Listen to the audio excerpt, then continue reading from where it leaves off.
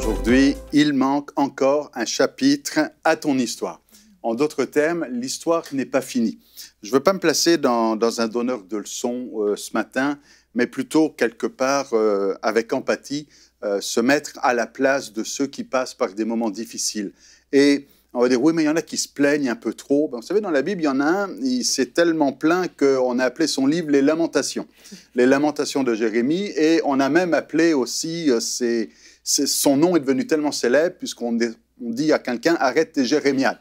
Voyez, donc, et c'est un auteur biblique, hein, c'est un homme de Dieu et c'est un prophète. Dans le mode des Lamentations, je pourrais citer par exemple Lamentations chapitre 3, verset 53, où le prophète sort, « Ils ont voulu mettre fin à ma vie dans une fosse, ils ont jeté des pierres sur moi. » Donc, non seulement il est dans la fosse, mais en plus on lui rajoute des pierres dessus. « Les eaux ont inondé ma tête. » Je veux dire, il se disait dans une fosse, là, puis en plus il y a l'eau qui monte maintenant.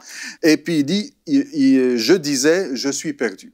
Et il y a des moments comme ça où on peut avoir l'impression que tout est fini, que tout est perdu, qu'il n'y a plus d'espoir et que ben, c'est fini, c'est la fin.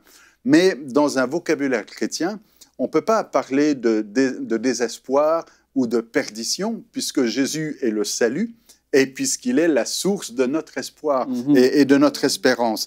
Donc, dans ce langage-là, eh bien, il va falloir avoir une autre façon de penser. Ce n'est pas parce qu'on est dans une situation que ça va s'arrêter là. L'histoire n'est pas finie, il manque encore un chapitre à ton histoire. D'ailleurs, dans le livre de Jérémie, quelques versets plus loin, il va dire « J'ai invoqué ton nom, ô Éternel, du fond de la fosse, tu as entendu ma voix. » Et il va dire « Au jour où je t'ai invoqué, tu t'es approché. » Tu as dit, ne crains pas. Donc, on voit que ça finit bien.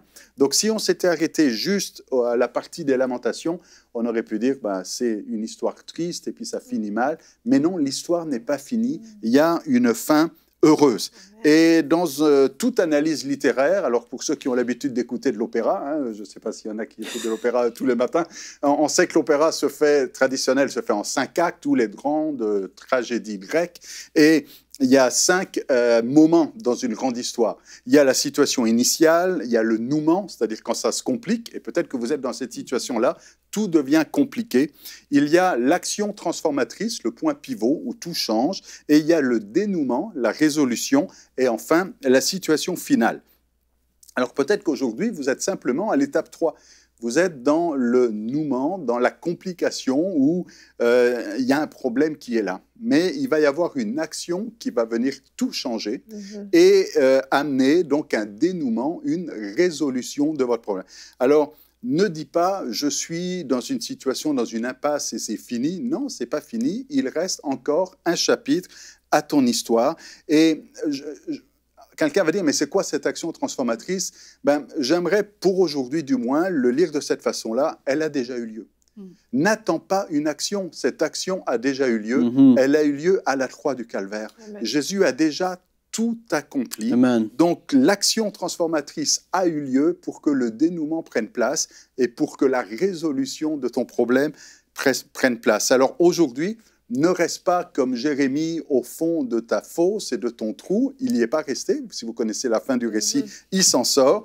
Eh bien, tourne simplement la page et pour dire, bon, je suis peut-être à l'étape 3, au chapitre 3, mais il y a un autre chapitre qui vient, un chapitre de dénouement et de résolution. Retrouvez la suite de ce programme dans l'émission Bonjour chez vous sur ENCI TV.